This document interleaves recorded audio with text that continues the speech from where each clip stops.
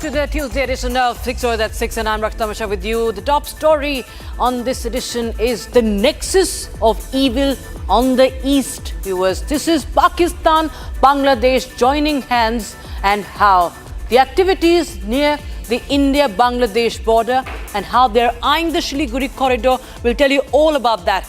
All the exclusive details on Republic TV, viewers. Story number 6 is going to be the illegal conversion racket in Jammu Kashmir's Kathua. Also, the battle of the Tata battle has finally ended, as Republic TV has been getting you the latest updates, the exclusive inputs on the story, and that's what we are going to get to you this edition of 6 Stories at 6. Story number 4 is the setback for Karnataka government. No ban on RSS march. The court has stayed the ban. And now we will also shift our focus to how Afghan-Pakistan peace talks have crumbled down. They have failed. And finally, what's happening in Bihar? Just a while back, Mahagathbandhan, in the absence of Rahul Gandhi, has released its manifesto called the Tejasvi Pranapatra. All right, we start with what's happening towards the east, viewers, in Dhaka and near the Indo-Pak border. It's an alarming development, viewers, for New Delhi.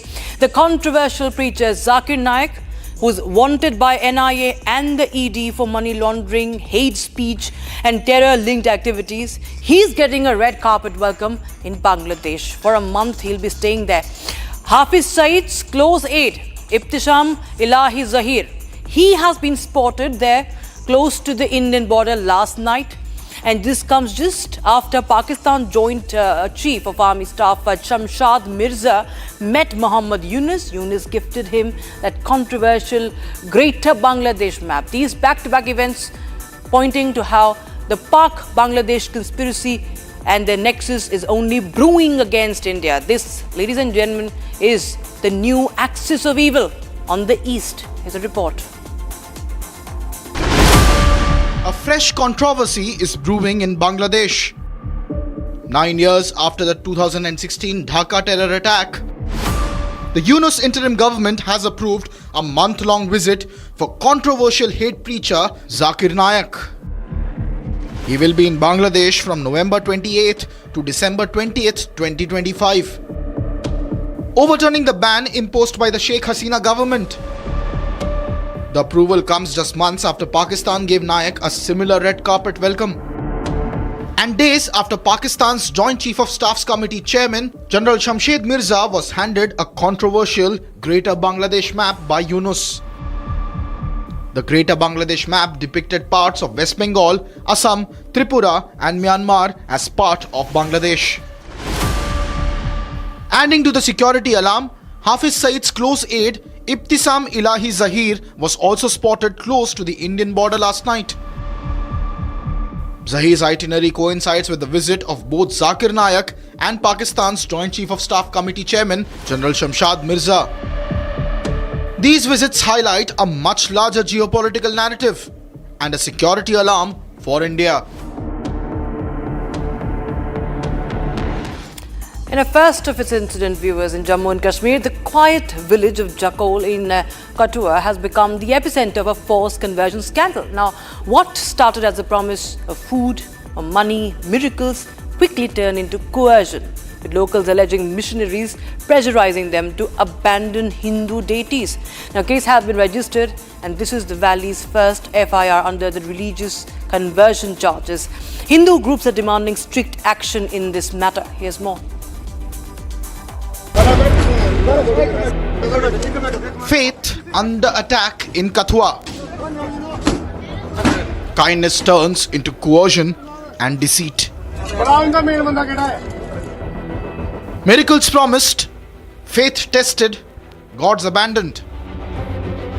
Villagers lured with food, money and false hope. First ever religious conversion FIR has been filed in Jammu and Kashmir. Shockwaves ripple through the devout Sanatani heartland. Faith challenged, belief shaken, tempers are now flaring. Jakol becomes the epicenter of forced faith. The complaints began pouring in from locals who claim missionaries were promising healing and financial help, but only if people renounced Hinduism.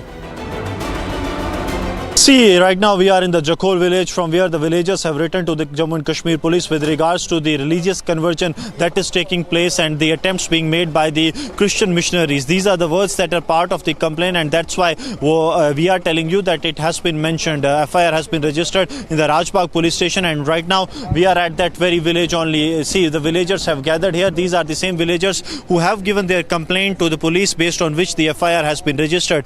These Hindus, they are agitated because what was being done, they were told by the Christian missionaries that they should throw out these idols and the photographs of their lords that is inside their house. Among them, Swarn Singh, a handicapped man who has been suffering from a spinal injury for over a decade, claims he too was targeted. आपकी रीढ़ की हड्डी जो ठीक हो जाएगा, चल पड़ोगे आप। तब मैंने उनको यही बोला कि डॉक्टर ने मेरे को बोला कि आप ठीक नहीं हो सकते हो, तो आप कैसे करोगे मेरे को ठीक। मैंने बोला आप इतने मेरे को ठीक करने वाले, तो आप हॉस्पिटल में इतने लोग बीमार हैं, जाओ ठीक करो उनको, क्यों बनाया इतने हॉस्पिटल हैं। तो उनने बोला आपने उनसे क्या लेना देना, आप अपने आप देखो, आप ऐसे करो, हम आपको ठीक कर देंगे। आपको जो तस्वीरें घर में रखी हैं भगवान की, इनके ऊपर तू टीका मत, कोई पूजा पाजा मत करना। मैं बोला क्यों, बोला ऐसे ही फिर आप ठीक नहीं होगे, तो मंदिरों में मत जाना, उधर प्रसाद मत खाना, फिर हम आपको क्या करेंगे, बाद में आपको नया जीवन देंगे, आपको कोई कपड़ा भी उतार देंगे, आपको नहलाएंगे, पता नहीं क्या क्या करेंगे, ऐसे कुछ बोलते थे वो। Locals say that the missionaries repeatedly visited homes, pressurizing villagers to abandon their faith, even asking them to throw away DT photos. A massive shake-up is underway inside the Tata trusts, and Republic business has got it spot on once again. While the pink media misreported, Republic has been able to break the right story once again. Sources confirm that the future of Mehli Mistry within Tata trusts hangs by a thread. With key trustees voting against his reappointment, a high-stakes corporate battle could soon explode, one that may redefine the leadership of India's most storied conglomerate.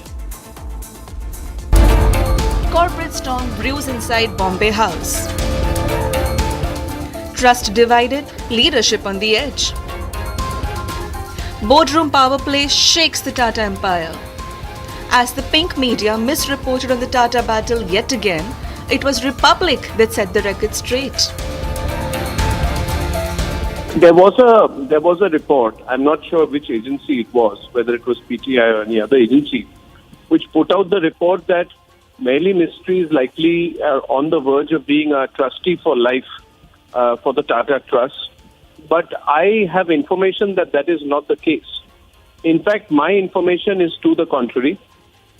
My information, which I can share with you, is that as many as 3 people may have voted against the continuation of Mehli Mistry in the Tata Trust. I'm not in a position to disclose who.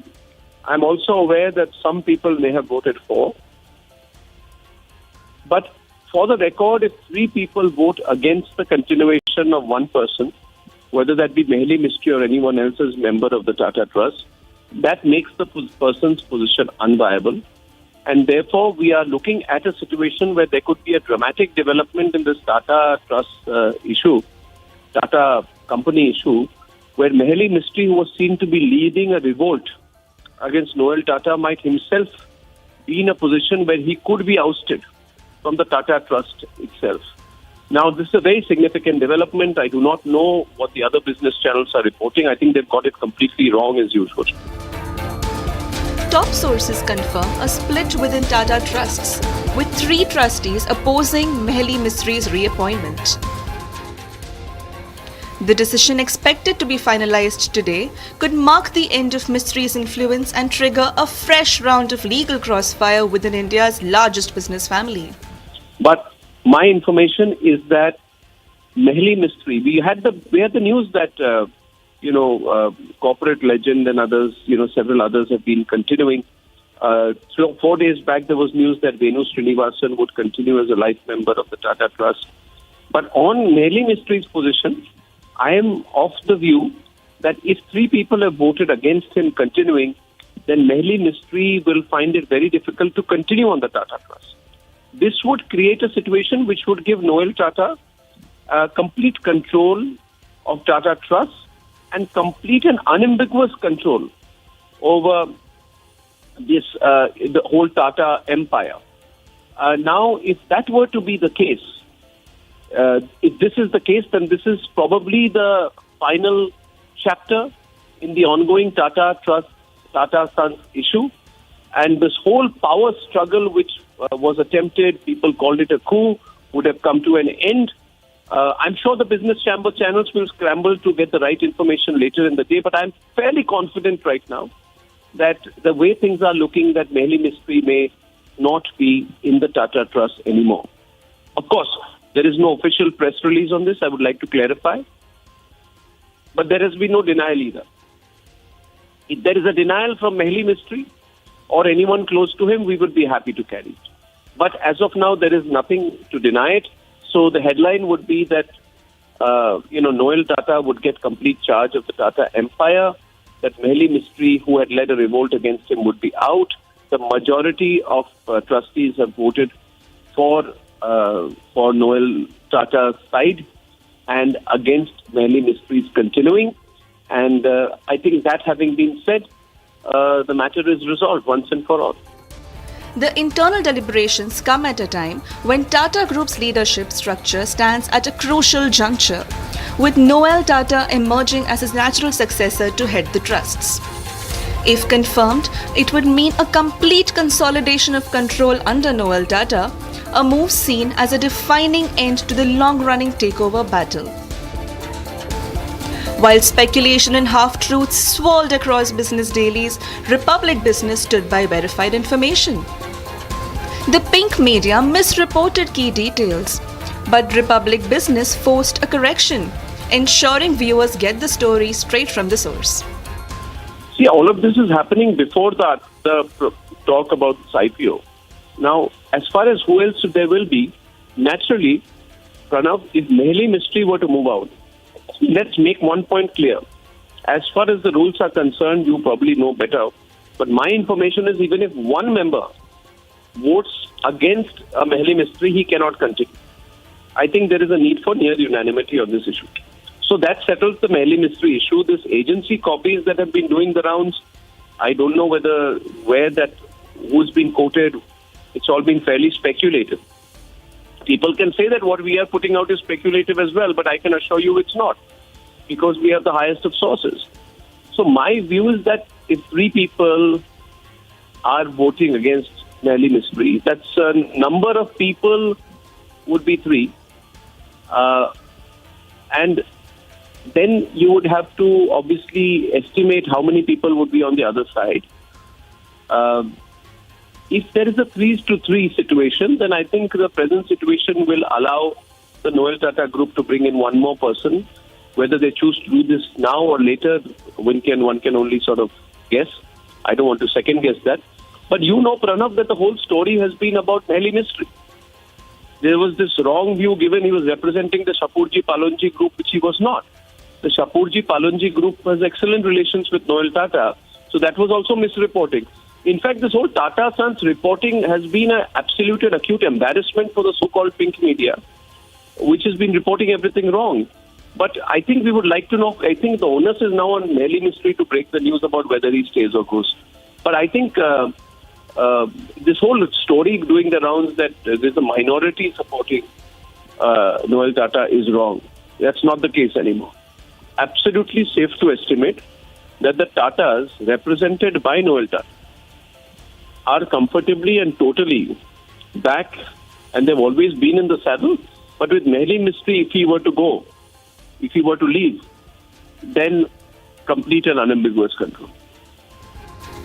The Tata Group has not issued any official statement yet, but sources indicate the final call could reshape the boardroom equations permanently. As the high-stakes meeting concludes, Republic Business remains the only newsroom with confirmed, verified details, reaffirming its position as India's most trusted business news brand. And a major setback to the Karnataka Congress government coming in. The High Court has now stayed its order of mandating private organizations to obtain prior permission before holding activities in government premises. This, of course, was seen as an attempt to ban, or a step towards banning RSS activities in the state. And that attempt, at least, this attempt at least, has fallen flat. Here's the story.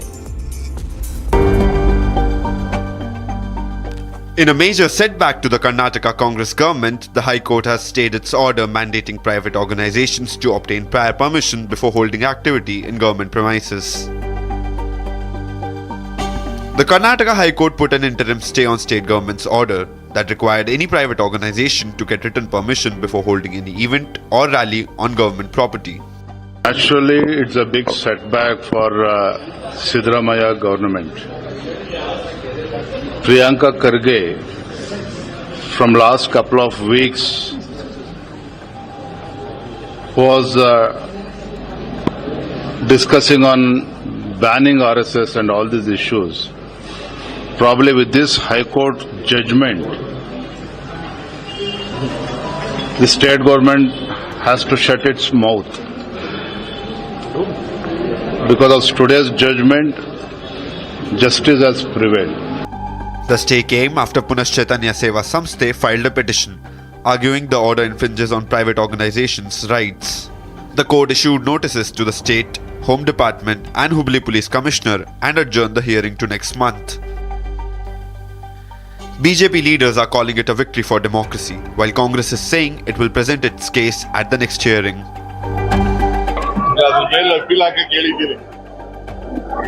Division bench ಮುಂದೆ ಧಾರವಾಡದಲ್ಲಿ stay ಕೊಟ್ಟಿದ್ದಾರೆ. ಅದಕ್ಕೆ appeal ಆಗ್ತದೆ. ಅದು ಅದ್ರ ಮೇಲೆ appeal ಆಗ್ತೇವೆ. ಅದಕ್ಕೆ ಅದ್ರ ವಿರುದ್ಧ ಜಡ್ಜ್ಮೆಂಟ್ ವಿರುದ್ಧ ಆರ್ಡರ್ಸ್ ವಿರುದ್ಧ ಅಪೀಲ್ ಆಗ್ತದೆ. ಸ್ಟೇ ಆರ್ಡರ್ಸ್ ಕೊಟ್ಟಿದಾರಲ್ಲ ಅದ್ರ ವಿರುದ್ಧ ಅಪೀಲ್ ಆಗ್ತೀವಿ. All eyes are now on the final verdict, whether the court reverses its decision or not. The matter will be heard on November 17, with both state government and petitioner presenting their arguments.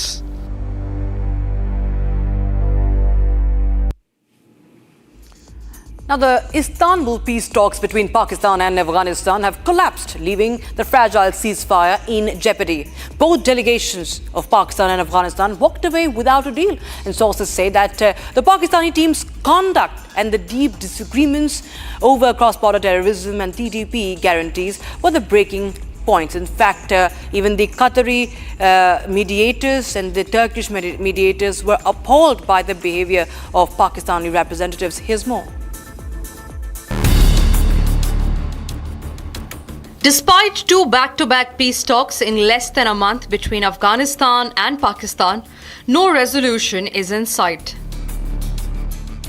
The Istanbul peace talks between Pakistan and Afghanistan have collapsed.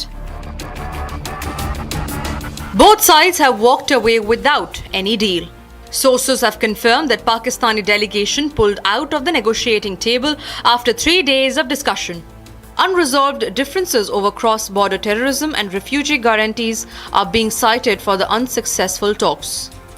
What was most striking was that the Pakistani delegation appeared unfamiliar with negotiating etiquette. They spoke off-topic and behaved disrespectfully by using harsh language. Even the mediators were shocked by the conduct, character and attitude of the Pakistani negotiating team, and in private remarks to the Afghan delegation said that Pakistan deals with many very bad neighbors. The talks aim to reach lasting peace after dozens were killed in the violence. Despite a brief ceasefire agreed in Doha on 19th of October 2025, the two delegations could not bridge the gap, and the talks ended without a joint statement or any concrete agreement. This leaves the fragile truce between Afghanistan and Pakistan walking on a tightrope with risk of renewed deadly border clashes. Finally, we shift our focus to battleground Bihar. With less than 10 days left before the mega battle, Bihar has turned into a political battleground, and in the latest, the Mahagathbandhan unveiled its manifesto today, promising one government job per family within 20 days and 2,500 rupees cash aid for women. Tejasvi Yadav, in fact, today hit out at BJP for using Nitish Kumar as a mannequin while still hiding the CM face. Viewers, in fact, let me just tell you what the highlights of the Mahagathbandhan's Tejasvi Pranapatra, the vow, the oath, so-called, that has been taken by the MGB. So first of all is that they reiterate their vow of scrapping the Waqf Act. This has been repeated many times by Tejasvi Yadav himself. Then he has vowed to legalize toddy. That is a palm drink. It's an alcoholic drink made by palm, using the palm. It's a local sort of liquor that will be legalized, he says, because there is prohibition in Bihar since 2016. Also, he has vowed to increase reservation to 60% in government jobs. Is also about 2,000 units of free electricity, talk of freebies, and also restoration of OPS, the old pension scheme. Not just that, 2,500 cash aid for women under the Mai Bahin Yojana as well. Many of them to counter what the Modi's model of schemes have been, viewers. Here's a report. With less than 10 days remaining to the polls, the state of Bihar has turned into a battleground. The Mahagathbandhan today released its manifesto for the election. All the party leaders of the alliance were present, including the CM and the deputy CM faces. आज के विशेष press conference में स्वागत करते हैं आप लोगों का, और आज खास दिन है हम सब लोगों के लिए। बिहार को हम लोगों को बनाने का काम करना है, केवल सरकार ही नहीं बनाना, बल्कि बिहार को बनाना है। बिहार कैसे बनेगा, हमारा विजन क्या होगा, रोड मैप क्या होगा, ब्लूप्रिंट क्या होगा, हम लोगों ने हमेशा बिहार की जनता के सामने, आप लोगों के समक्ष अपनी बात को रखा है। Mahagathbandhan has promised government jobs to one member of each family within 20 days if Gathbandhan comes to power. Moreover, the opposition has also promised building IT parks and special economic zones across the state. Labour census, OPS schemes and Rs 2,500 to women of Bihar are some of the other promises made by the alliance. Tejasvi also took a jibe at the BJP, saying it used Nitish Kumar's face as a mannequin, but still have not announced him as the CM face. सहानुभूति रखता हूं अपने मुख्यमंत्री नीतीश कुमार जी के प्रति, और सम्मान के साथ और बड़ी विनम्रता से मैं आप सब लोगों से कहना चाहता हूं कि बीजेपी के लोगों ने, भ्रष्ट अधिकारियों ने नीतीश जी को पुतला बना करके रखा है। आज हम सब लोग उनकी स्थिति को देख रहे हैं, किस रूप में भाजपा के लोगों ने केवल उनके चेहरे का जो है इस्तेमाल की जा रही है। Notably, opposition leader Rahul Gandhi was nowhere to be seen. In fact, the leader of the opposition has still not shown his face since the Mahagathbandhan officially started campaigning for polls. Meanwhile, debutant Jan Suraj party leader Prashant Kishore is under the scanner. Election Commission has found that he was enrolled as a voter in 2 states, Bihar and West Bengal, and has sent him a notice seeking explanations. And that's all we could pack in this edition of 6 Stories at 6. We'll be right back with the breaking news at 6:30.